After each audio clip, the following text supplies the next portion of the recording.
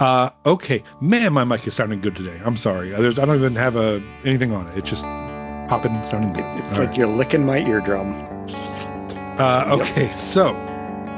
If I could sing, I'd do the Lance is grabbing a drink song right now. I don't know what that would sound like, but I'd probably put some sort of funky beat behind it, mess it up with some lo-fi sounds, scream into my guitar pickups, who knows, but that would be the Lance is getting a drink song. We'd then feature it in reverse underneath some song on his next album.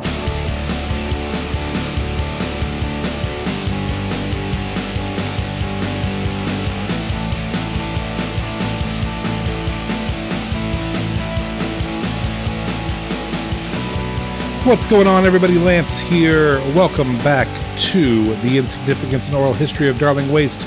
This is part 2 of the conversation on our song. What song are we even doing?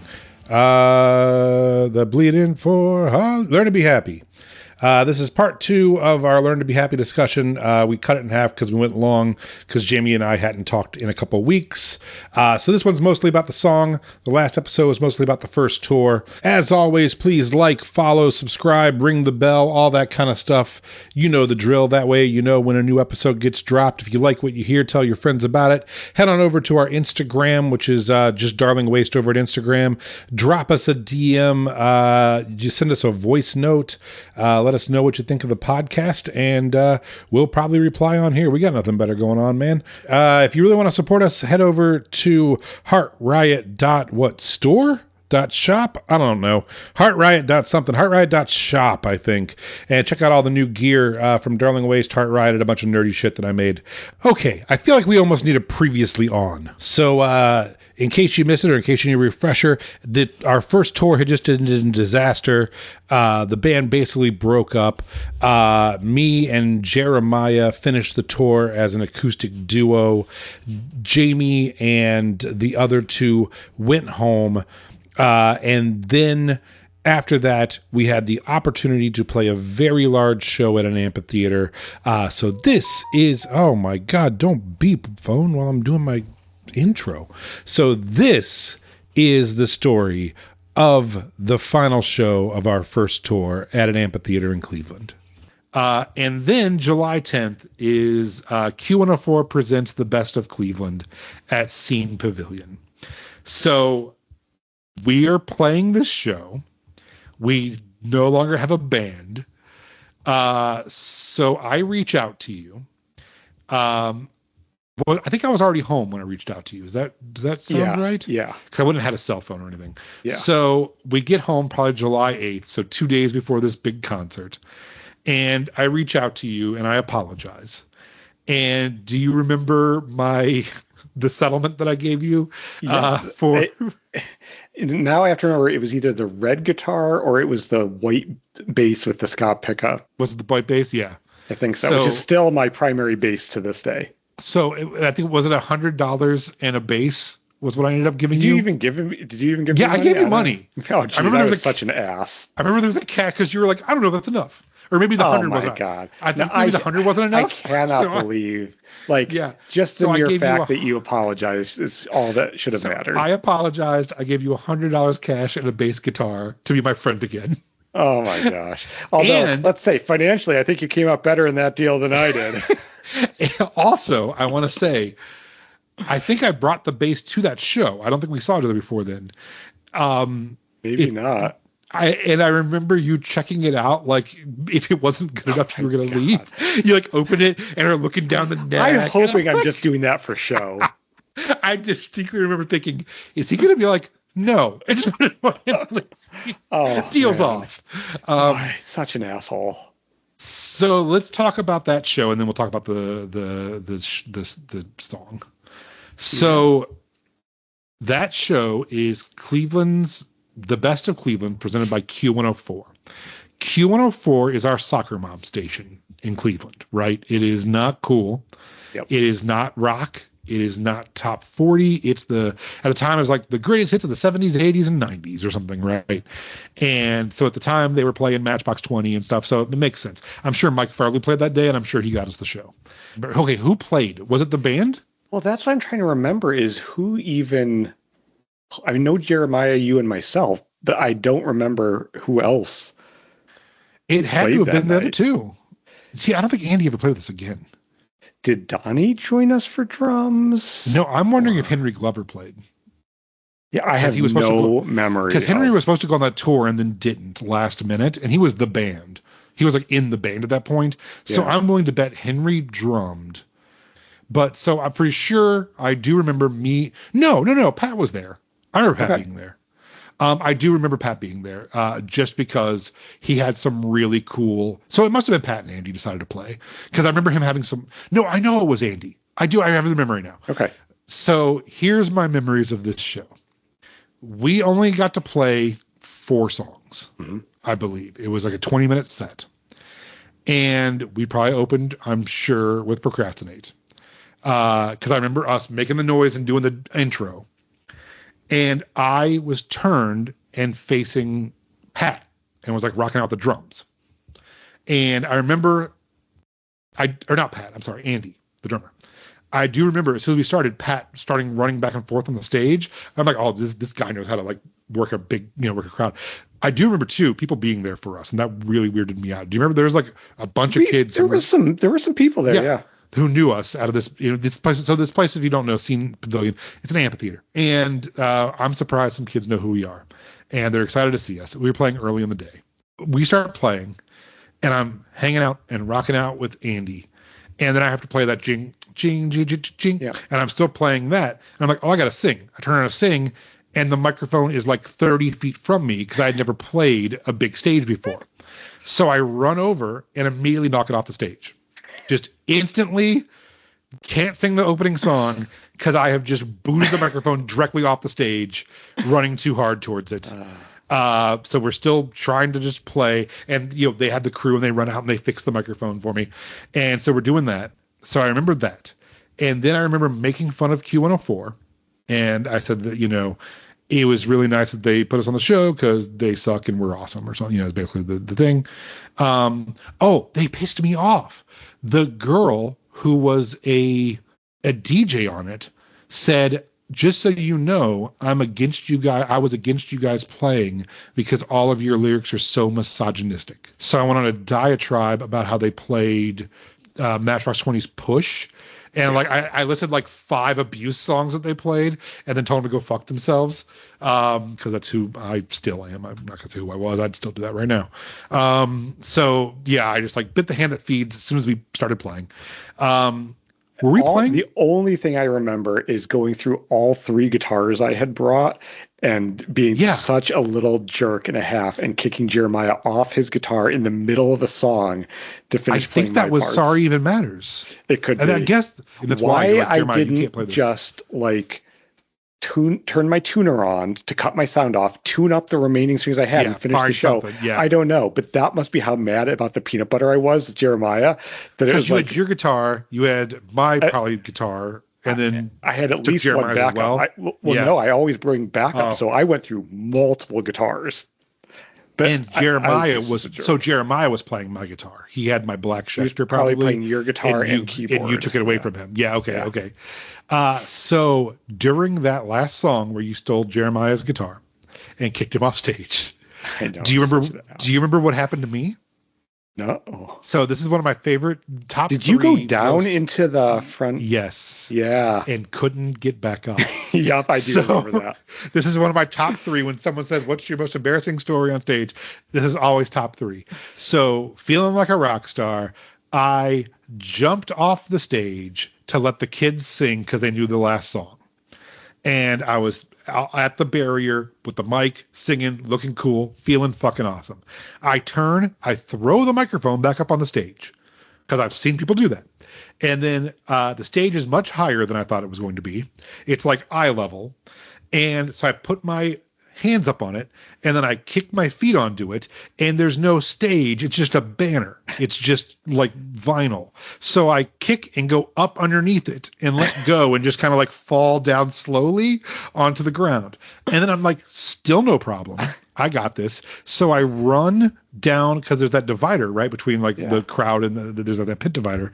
And at the time I did not know this. That does not empty out in an amphitheater to the stage because people would just jump it and get on stage. So it actually corrals you all the way to the back behind the bleachers. And then, so I run to the very back of the amphitheater. I turn, I find the artist area. I run back. I don't have my lanyard. They don't want to let me back up on stage. I'm pointing and going, that's my band playing right now. I just fell off the stage.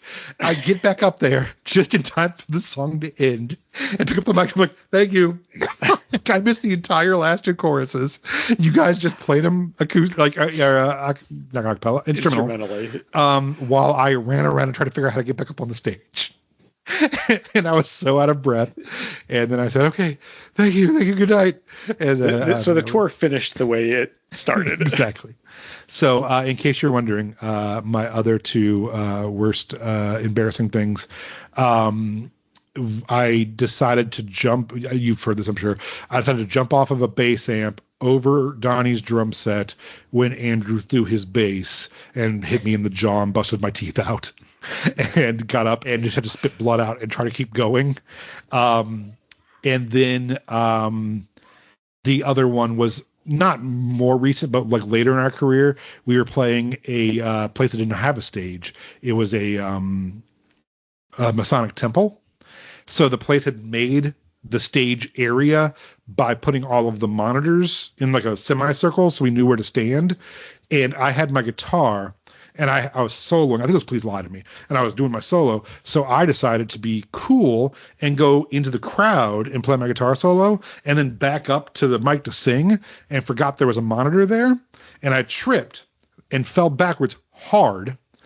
But I didn't just fall backwards hard. I tried to grab the mic stand to balance myself, which worked for about 2 seconds. Then the mic stand broke. Then I fell.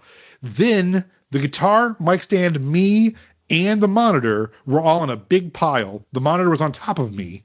Everything was wrapped around. I had no chance of getting out of it and had to just roll over and sing Please Lie to Me on the ground upside down for the rest of the song and then get out of it later. We also caught the place on fire during our set. During that, we were unaware. We had just bought stage lights and the gels, and we were unaware the bulbs we put in were like heat bulbs and caught the gels on fire, which caught the light on fire. So that was, I think it was night one of tour and didn't do great either. So I think Justin was there for that when I ate shit. So anyway, that is our tour. That's our first tour. We managed to play 3, possibly 4 full band shows out of a lot. Let's see. We were supposed to play 1, 2, 3, 4, 5, 6, 7, 8, 9, 10, 11, 12, 13, 14, 15 shows were booked. 15 shows in about 20 nights. We played 4. So, we'll see if that's standard. That feels pretty standard. Not even great for baseball. Yeah.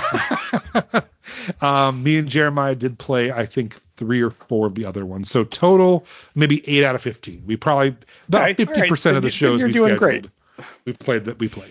Major league contract with that. And then we got off stage at the Scene Pavilion, and they said, "We will never play you on Q104." And I said, "Okay."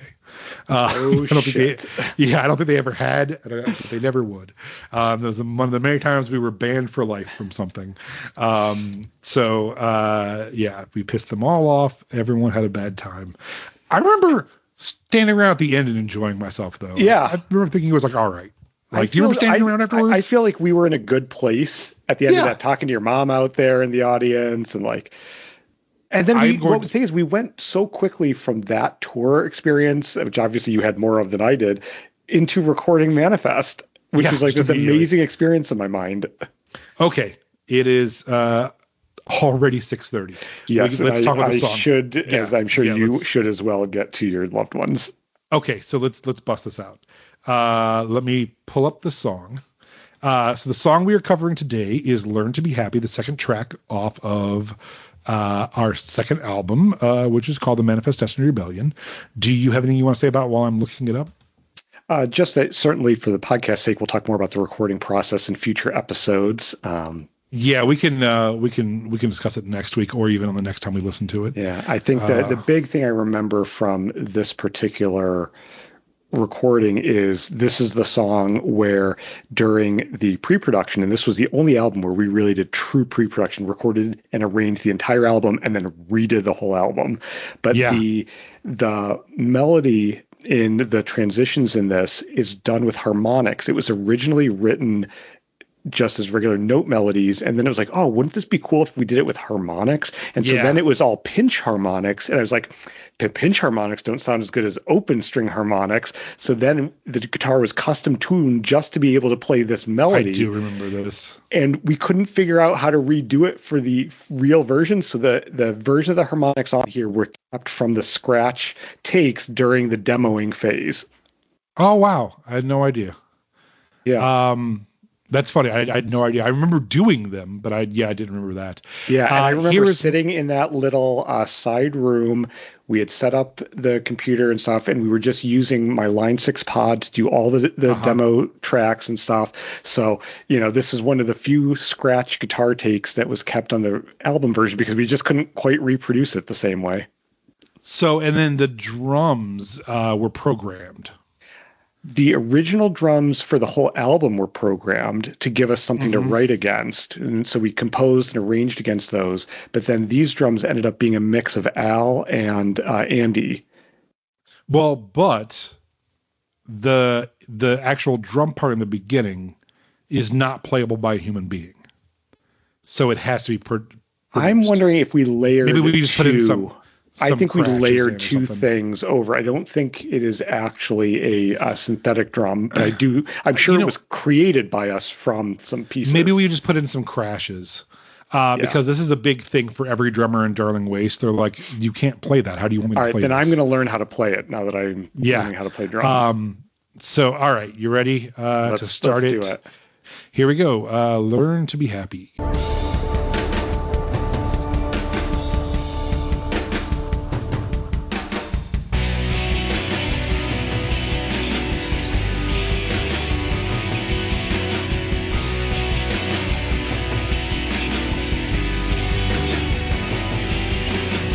So the first thing, there's definitely some extra crashes in that drum part. Yeah, and I'm sure we added extra crashes throughout much of the album.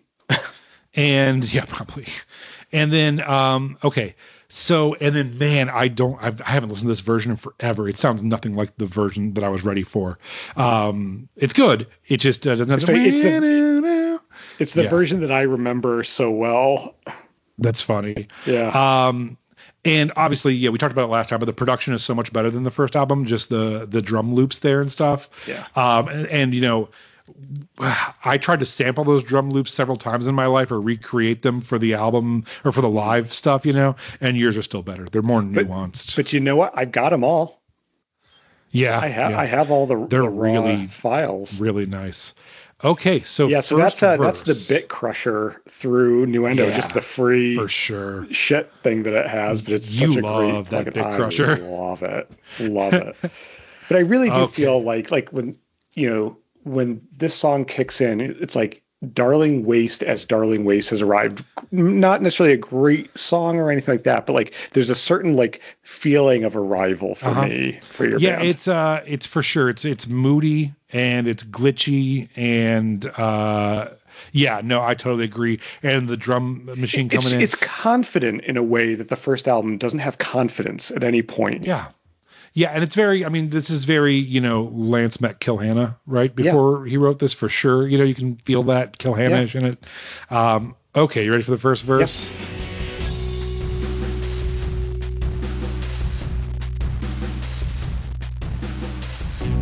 I heard that you like him, in fact that you are smitten. I heard that he has tattoos. I heard that his band's real cool. I cannot believe this is happening to me. I thought we'd be forever and I'd learn to be happy. All right. So first verse. vocals are a little sleepy for me. I don't love them. I wish I was attacking it a little harder. So lyrically, this is funny. So the song is basically had started dating the drummer of a chaoscore band in Cleveland while we were on tour, and which of course you had taken your quote unquote girlfriend on. So of course tour, I'm pissed about I have every right to be mad about this. And can I just say for the record, I have nothing against Leela as a person. I don't know her as a person, but I always preferred her. So you were incorrect. Potentially. I didn't know either of them very well. So this song is about them, and then she took them on a date. She took them to this graveyard that we used to hang out in. So this is like the gothiest thing ever. Is I am bitching about this girl that I like taking this guy to our graveyard spot. And also no one gets this but him. And I don't even know if you ever heard this song. This is so horrible. He was in some kind of car accident and he had just gotten a full sleeve of like $2,000 of the tattoos, and they had to cut it and like put it back together. So me saying I heard that he has tattoos is being an asshole. It was like a shot at this guy for his tattoos being ruined.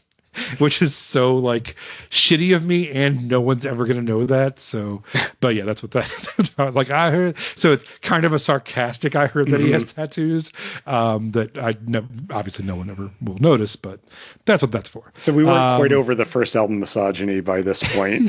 No, I don't think it ever ends. But you and I had that conversation a few episodes ago about I had done a deep dive listen while I was doing some construction to like classic third and fourth wave emo, and it's just all misogyny. It's amazing. Like bands, I'm like, oh, I think I like this band. And then I started listening to the lyrics. I'm like, I can't like this band anymore.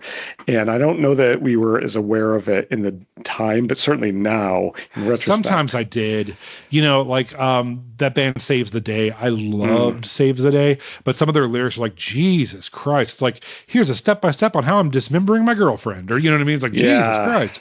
So yeah, none of my lyrics are going to, like Kevin Smith says about his, like Kevin Smith says about his movies. Like, I hope you enjoy them. I hope you realize they were written in the 90s by a child, so same applies. Okay. Second verse, because there's no first chorus.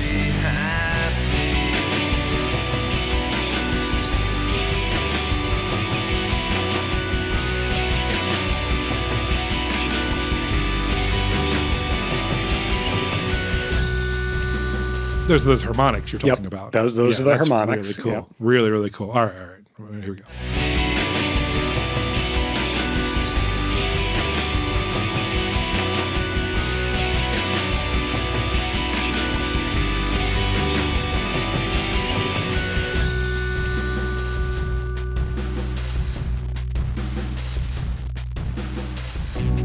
I heard that you kissed him on a lonely wooden bench behind a cemetery where my martyrs lay to rest. And I cannot believe this is happening to me. I thought we'd be forever and I'd learn to be happy.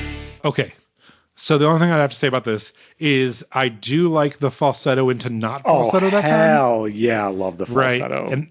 And that's very Our Lady Peace. Very, but I love especially it with the doubled octave lower. Yes. And the first time I just went, I don't know if I can do the falsetto anymore, but I cannot believe this is happening. And I'm like, oh, I don't love it. But then the second time I went, I cannot believe this is happening. I'm like, oh yes, you'll come out of the falsetto into the I enjoyed that. Okay, chorus time for the letdown. It's major, and you could do major, but it's just like, man, the vocal performance is sort of. I think you nailed it when you talked about the first verse, that it's just not, it just doesn't have quite the energy it needed. So let me play it and then I'll tell you the story of why.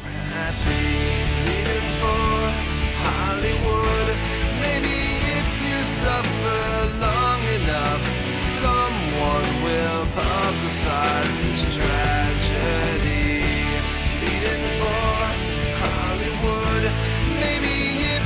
suffer long enough, someone will publicize this tragedy. Okay, so I have a couple thoughts. First off, I don't think it's the lyrics' fault. I think it's the music's fault that this chorus is not good. Would you agree with that? I mean, if we're being honest, both? Bleeding for Hollywood, it's a little Cool. But not the worst. Now that you've said that, I'll tell you why I was defending it. Perfect. I Good did not setup. write the chorus. I wrote the verses to this song and did not have a chorus. And then me and started dating, and I had to say, look, I wrote this horrible song about you. Here it is. And I didn't have a chorus. And she listened to it and said, I'm cool with you putting that out if I can trash you in the chorus. Nice. Okay, that's cool then. And at first she was going to sing it, but she can't sing for shit. But we tried to record her a little bit singing it. I do vaguely remember that. I wonder if I Yeah. have any takes of that. And so, yeah, this is her saying, oh my God, you're so fucking over dramatic, Okay, then that does change my thoughts on the lyrics. Yeah, so that's, Yeah. I don't think she's credited. I don't think she wanted credited in it. But yeah, so she wrote I let her make fun of me in the chorus, and I have to sing it every time in exchange for ripping on her going on a pretty innocent date. So that's what's going on. Now, here's the other thing. We are 2 minutes and 3 seconds into a 4 minute and 20-second song. Mm-hmm. We have now heard the entire song. There's nothing else that happens at all. There's Nope, it just new churns parts, through it in different ways. which is the biggest problem for me in this song. There needs to be a bridge. There needs to be a third part. It has to go somewhere here. And it never does. We just alternate between A and B back and forth. And it doesn't go back to a third verse. Maybe we can do a verse. No, it's just drum machine thing for a while. Pre-chorus, chorus, pre-chorus, chorus, chorus, chorus, chorus out. It's just like, ugh. Now, I'm trying to remember, was it on Death of the Dreaming that we did this again? Yes, okay. I did try it because I had stopped going, bleeding for Hollywood, maybe if you... And I started going, bleeding for Hollywood, maybe if you suffer long enough, someone. So I wanted to get, I'm like, maybe that version's better. Not really. It's just different, not better. And then we put in a bam, bam, da da, bam, bam, ba bam thing in the middle of it. Yeah, I wonder how much of the original tracks were used in that, or did we really largely re-record it? I think I pretty much recorded the whole thing. Yeah, it'll be interesting we to were hear playing that. it live. Yeah, we'll get Ant on for that one too and talk about it. But yeah, okay. Do you want to just play it to the end now? Because let's play through the end. I don't have anything. a ton of notes. Yeah. Okay, here we go.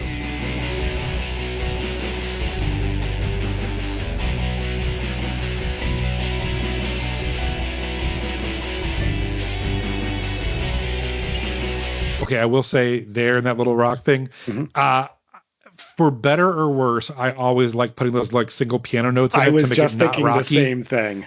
I was just and thinking the sometimes same thing. it works really well. I think it worked really well there. And sometimes I listen and go, God, I wish I would have cut that and just went for the rock and not tried to.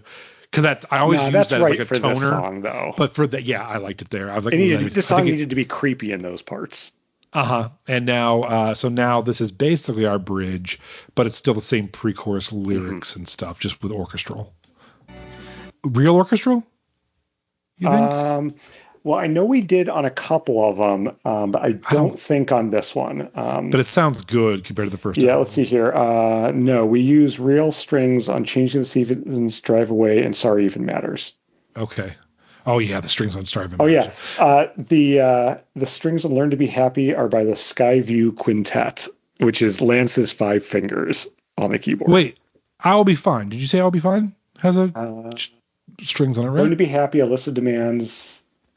Oh, it says Learn to Be Happy twice. It says strings on Learn to Be Happy, Alyssa Demands, and Learn to Be Happy, the Skyview Quintet. Oh, that's funny.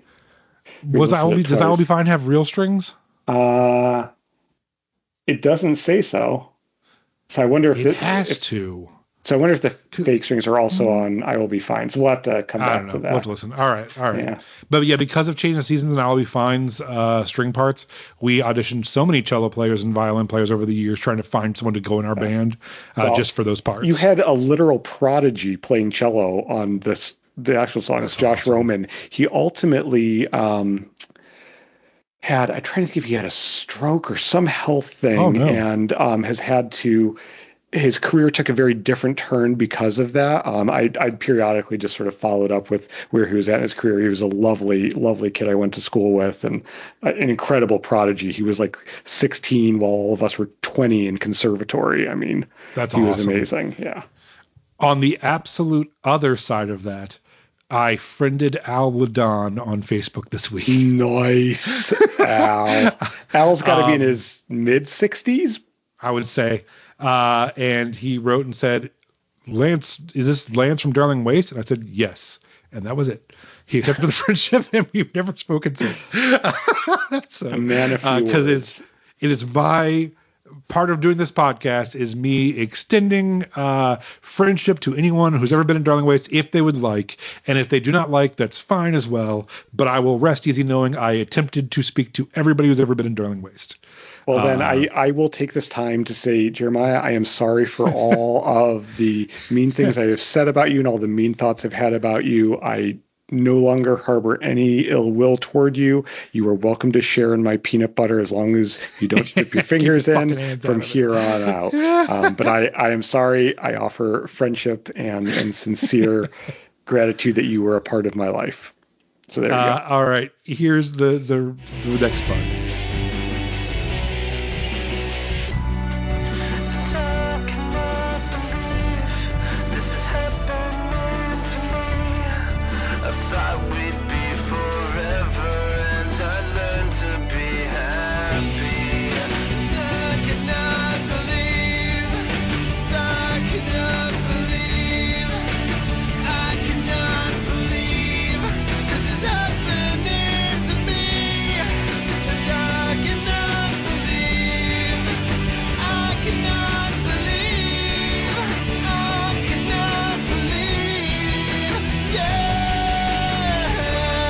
If that was the first time I would have went, yeah. Oh, God. I'm so glad you didn't. Better. I like it better than I thought I was going to. I was like, yeah, that's fine. Yeah. It was okay. Yeah. Live, playing it live, we just get so bored during that part. But my notes from my pre-podcast listen through was that I do like that every time these parts come back, they are different. Like we really did orchestrate them differently. So I don't know if that was you or me picking out what piano notes go there. There's the single notes. I feel like it was probably you. It's gorgeous. It repeats twice when you don't think it's going to repeat, and then it changes subtly. Really, really, really good piano hits there. You can tell we put a lot of thought into it. I think this whole album shows that. But I think this whole album shows that thought because we really did do a lot of pre-production and then a lot of recording. But like we went into the recording having already thought through a lot of stuff. And I think that shows, and that made a difference for us as an early album in both of our careers. It still holds up because of that work. Who the fuck is listening to Your Secret Save with me? Why is it fourth in Darling Waste Sting right now? It wasn't me. Stop it. Who's doing that? Okay. All right, here we go.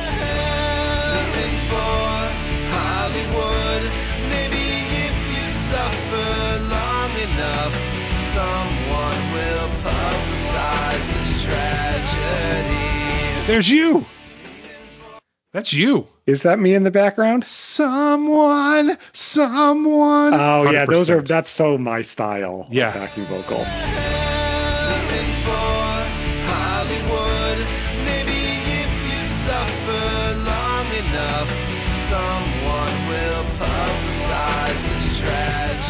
Oh yeah, that's so my voice. Yeah.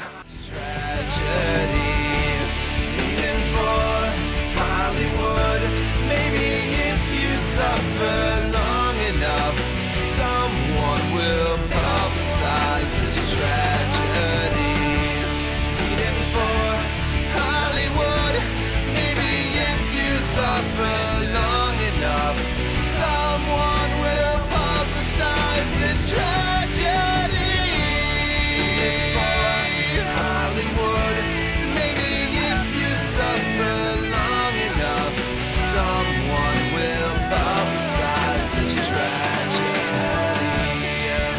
Jesus Christ, this song should have ended 4 iterations ago.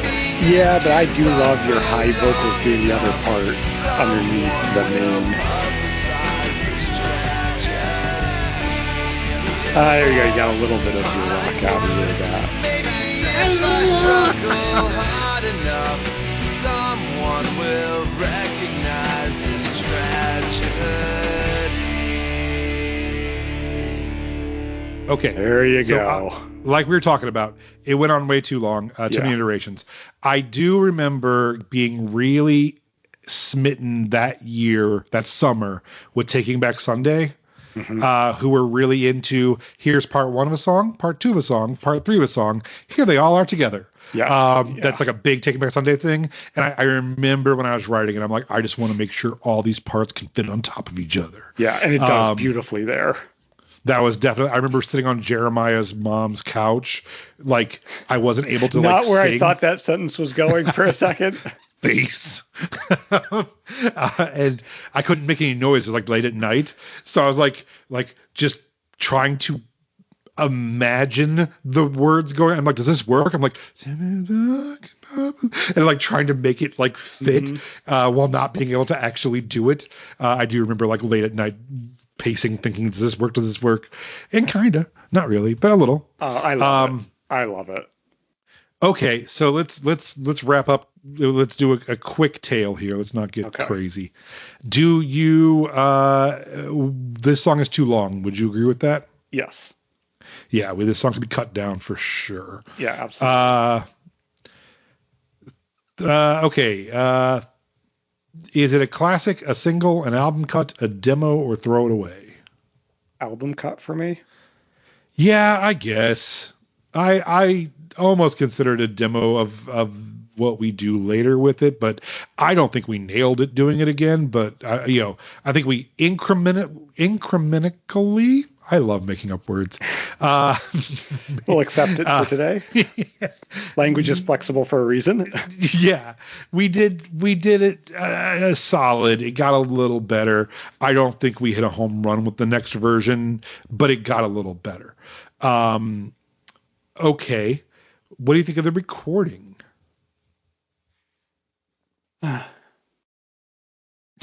In many ways, I'm happy, but I have the same thoughts with this whole album, which is that I think the raw tracks have enough in them to be mixed a little better. But if I had to only do something, I would probably just have somebody else remaster the album, and I probably wouldn't retouch the actual mixes. But truthfully, it could all be remixed as well. Yeah, I think particularly in the big bridge build-up thing, I think there is enough there, and I think we have it a little flat. I think I do agree. I think we could have found some more movement in that bridge and made it a little more exciting mixing-wise, and for sure a master would definitely help in this day and age. How about you? Anything else that would you re-record? Would you? I would re-record my vocals. I think you're going to hear that a lot. They're just a little sleepy, and they're aping a little bit too much of that early whatever their name is, Our Lady Peace. I wish I could have. I'd like to have them a little more live. They're just a little like that. There's like too lazy, and quiet. Right. If you go and make one change, what would you change? Shorten it? If I could only make one change, honestly, I think a better vocal performance even before shortening. Yeah. Okay. Yeah. Cool. I agree.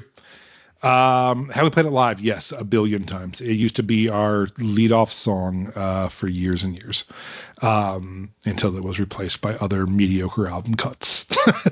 As every opening song should be. Right.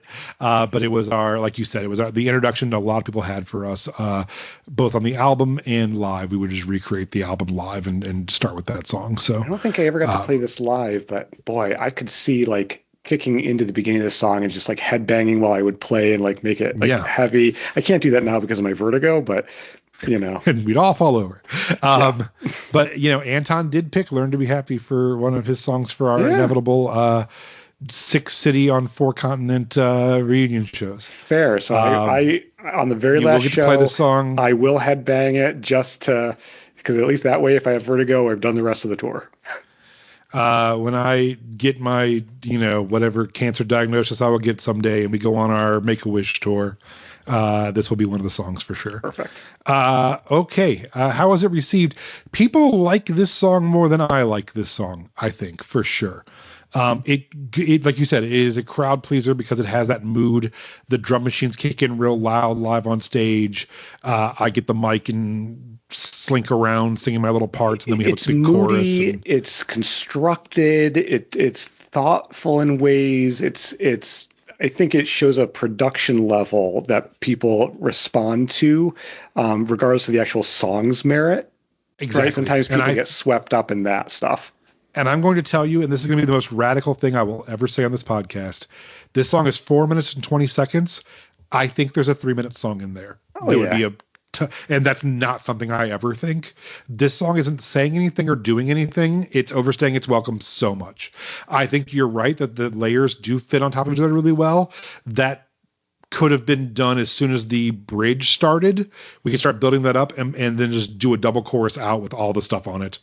Agreed. I think we could absolutely just, even without having to open up any of the mix files, just take the final master one, do a couple chops, slice and crossfade it and be done. Yeah. I agree. Okay. Time for our classic segment, as long as you're cool with that. Do you have any recommendations for the fine people at home? Oh gosh, I didn't think about it for today. I'll think about it while you go. Okay, so my only thing that I've done recently, because I've been moving, I like period pieces and I like mysteries, and so I like Agatha Christie stuff. I love Sherlock Holmes stuff. So I have 2 shrugging things, I guess. They're not really you should watch it. But there's Young Sherlock on Amazon, which is by Guy Ritchie. I hated Guy Ritchie's Sherlock movies, that with the guy who played Iron Man, Robert Downey Jr. I did not like them at all. They were action movies and they weren't mysteries, and I just didn't like them. And this is kind of more of the same. It's a little more clever. It's an okay watch. And then I watched another movie, which was this 2008 mystery. I'm scrolling through to see if I can find it. The Suspicions of Mr. Wheeler. And apparently it's this British series where they have 4 or 5 of them. It's a fine movie. They show you, I'm not going to ruin it. As long as you're paying attention for even a little bit in the first 10 minutes, you're like, oh, that must be a red herring because it looks like that's the bad guy. And it is. And then the cop comes, the Mr. Wheeler, and he's like, I think it's you. I'm like, oh, I thought it was them too, so it must not be. No, it is. And then at the end, they're like, okay, yeah, good job. And there just was never a turn or never a twist in this mystery. It just was a very easy mystery for everybody. I love that. It was really weird.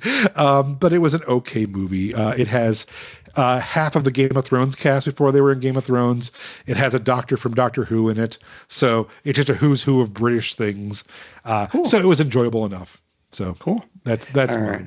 Well, my recommendations are going to be, so if you're, I don't know when people are going to actually listen to this, but relatively recently at the time that this podcast will be published. Next week, I think, because we don't have next a lot week. So a week or two ago on Drumio's YouTube channel, they published a really fun segment where the host, Brandon, gets challenged to learn a particular song as fast as he can play. And he's as fast as he can learn it. And he's periodically, is on the videos. So he does a lot of the teaching videos, but in terms of what they publish on their YouTube channel, usually it's guest drummers doing various things. Well, so one of the people gets back at him by making him learn this ridiculous jazz piece in 11/8, and my God, can that guy play? Now, yes, he's a little stiff relative to jazz, but to learn the sheer amount that he learned in that time and to play it was truly an impressive feat, and one of the more fun videos I've watched from them.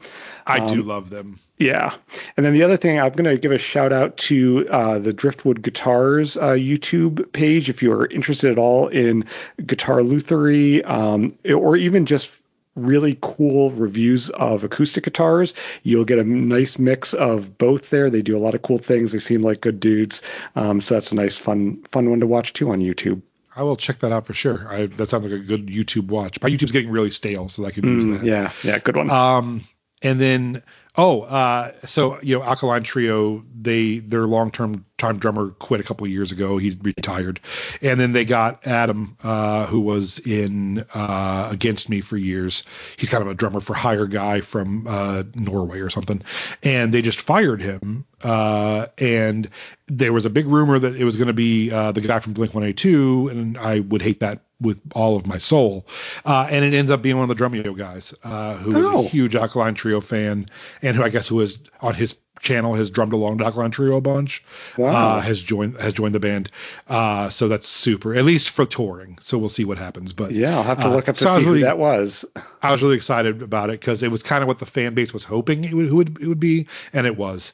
Because I don't know if you know, but the guy from Alkaline Trio was in Blink-182 for several years. When Tom quit, they replaced him with the guy from Alkaline Trio, and it ruined. I hate Blink-182, but it ruined both Blink-182 and Alkaline Trio, because then the drummer from Alkaline Trio the drummer from Blink, Travis, started producing Alkaline Trio stuff, and it started sounding like Blink-182, and I'm like, get all of this apart from each other. So hopefully they'll be going back to more of their more punk rock. Well, cool. It's always cool when a real fan gets a chance to actually be part of the group.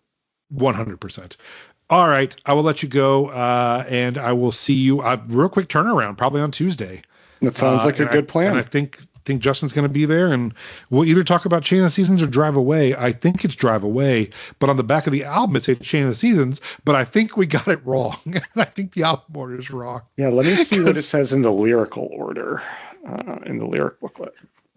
I'm almost positive. Yes, Drive Away is the next song in the lyric order. So in true Darling Ways fashion, we have the wrong song order on the back. Did you ever reprint these in later printings in the right order? Nope. I love Fun that. story. We did reprint them, but I don't think we reprinted them. I love that.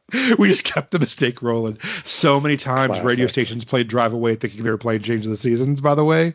That was a big problem because Change of the Seasons was our single, and we had to make stickers and put them on it. So it's 4, not 3. Sorry. But we'll get into it next week. Thank you, Jamie, for making the time. I appreciate you. Thank you. Love you, man. Thank you for forgiving me all those years ago. No, thank you. I'm sure I've done way worse to you than you've ever done to me.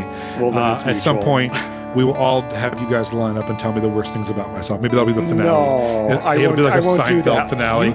You already shared on this the worst thing I've ever said to you, and I will never say anything that bad again. So, all right, cool. I will see you in a couple days, and we'll keep going. Sounds great. All right, talk to you soon. Bye. Bye.